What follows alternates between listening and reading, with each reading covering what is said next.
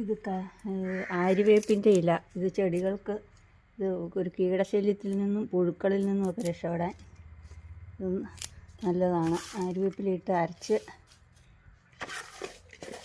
Star വാഴ തണ്ട്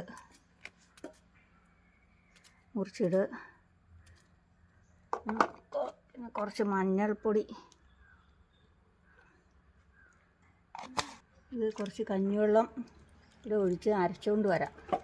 ഇത്ര ദിവസത്തെ കഞ്ഞിവെള്ളം ഇങ്ങനെ ഇതിന് ചെടികൾക്കും പച്ചക്കറി ഇതിനൊക്കെ ഒഴിക്കാൻ വേണ്ടി മാറ്റി വെച്ചിരിക്കുന്നതാണിത്.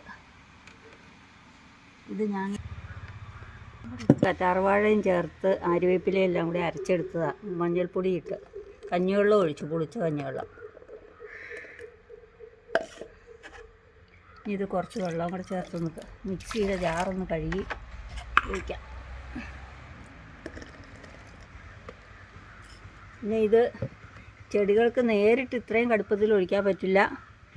കുറച്ച് പച്ചവെള്ളം കൂട്ടി ഒഴിക്കാൻ പറ്റുള്ളൂ. ഇത് സ്പ്രേ ചെയ്യുവാണെങ്കിൽ അരിച്ചൊഴിക്കണം.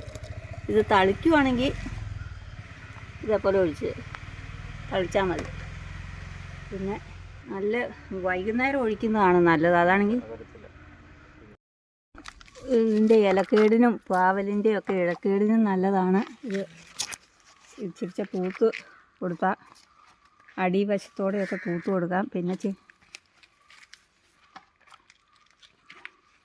ചെടികൾക്കും ഇത് ഇച്ചിരിച്ച് ചെടികൾക്കും തളിച്ചു കൊടുത്താൽ നല്ലതാണ്. നല്ലപോലെ പൂവിടും.